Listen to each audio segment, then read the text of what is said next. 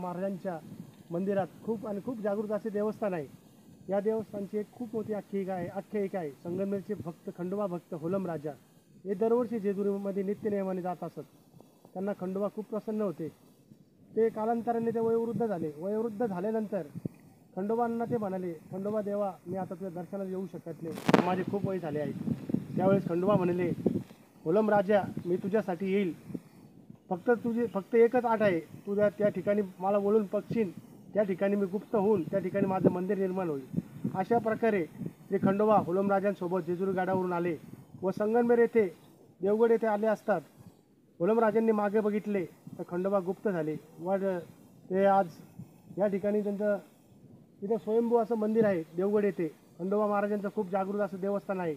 या ठिकाणी दरवर्षी खूप मोठी जत्रा भरते। ज्यावेळेस खंडोबाची जेजुरी येथे जत्रा असते त्याच वेळेस संगमनेर येथे सुद्धा जत्रा असते। होलम राजाची काठी दरवर्षी जेजुरीला पायी जाते। इथं जेजुरीच्या काठीला खूप मोठा मान आहे। दरवर्षी जेजुरीच्या काठीला पहिला मान दिला जातो। काठीची सुद्धा एक आख्यायिका आहे। त्या काठीची सुद्धा एक आख्यायिका आहे। ती काठी ज्यावेळेस संगमनेरमध्ये येते त्यावेळेस देवगड येथे थांबते। त्याच्यानंतर ती साळेवाडा येथे जाते। साळेवाडा येथे एक आड आहे, खूप मोठा आड आहे।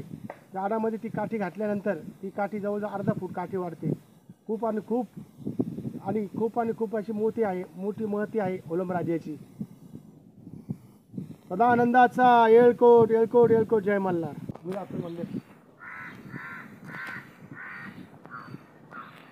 सदानंदाचा येळकोट येळकोट येळकोट जय मल्हार।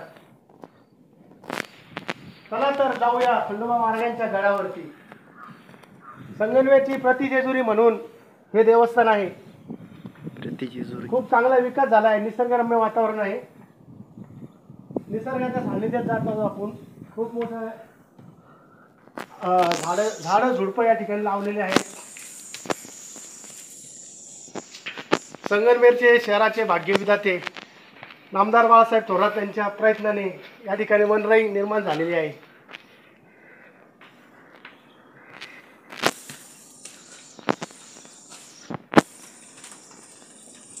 सदानंदाचा येळकोट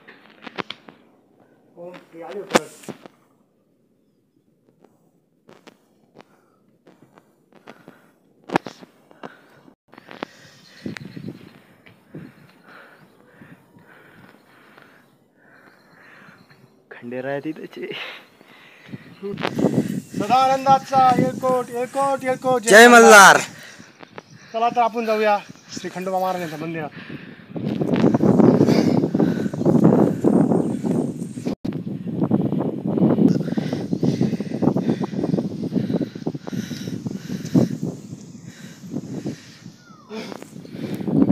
चला तर जाऊया आपण मंदिरामध्ये।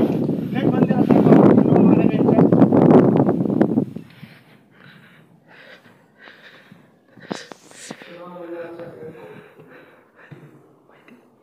हे ते जागृत देवस्थान स्वयंभू श्री खंडोबा महाराजांची मूर्ती आहे। खूप जागृत देवस्थान आहे। नवसाला पावणारा ज्या कोणी नवीन दाम्पत्याचं लग्न होतं ते प्रत्येकाने मंदिरामध्ये दर्शन घेत असतो। तर आपण घेऊया आता खंडेरायाचं दर्शन। सदानंदाचा येळकोट येळकोट येळकोट आई राजा देव।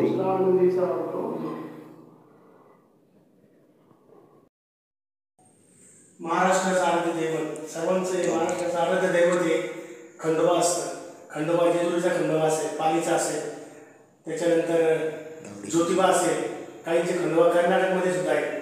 पण हे संगमनेरचा हा खंडोबा देवगड येथे आहे। या खंडोबाला ज्या पण कुठल्या जोडप्याचं लग्न होतं, नवद आपत्य असतं, ते खंडोबाच्या दर्शनाला अवश्य येतं। कारण लग्न झाल्यानंतर आपल्या हिंदू धर्मामध्ये अशी आख्यायिका आहे, प्रत्येक जोडप्याने खंडोबाचं दर्शन घेतलंच पाहिजे। त्याच्यानंतर आपल्या कुलस्वामिनी, जवळजवळ सगळ्यांची कुलस्वामिनी एकच आहे, आईसाहेब, आई तुळजाभवानी माता तुळजापूर ही सगळ्यांची कुलस्वामिनी आहे। लग्न झाल्यानंतर पहिल्यांदा जेजुरीच्या खंडोबाचं दर्शन घेऊन त्याच्यानंतर आईसाहेब, आई तुळजाभवानी मातेचं दर्शन घेतलंच पाहिजे। त्याच्यानंतर लोक घरी येऊन जागरण गोंधळ करतात। जागरण गोंधळामध्ये सुद्धा अशी आख्यायिका आहे, काही लोक जेजुरी जाऊन 5 नामाचं जागरण गोंधळ करतात आणि काही जण रात्रभर आपल्या घरी आल्यावर रात्रभर देवाचा जागरण गोंधळ करतात। पहिल्यांदा देवीचा गोंधळ केला जातो। देवीचा गोंधळ साधारण रात्री 12-12:30 पर्यंत चालतो। त्याच्यानंतर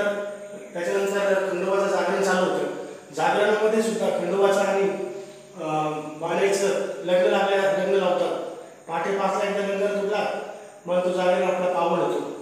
खूप अशा या लाडक्या महाराष्ट्राचा आणि दैवत अशा खंडोबा महाराजांची मी लिहून खंडोबाशी म्हणतो असं म्हणतो काही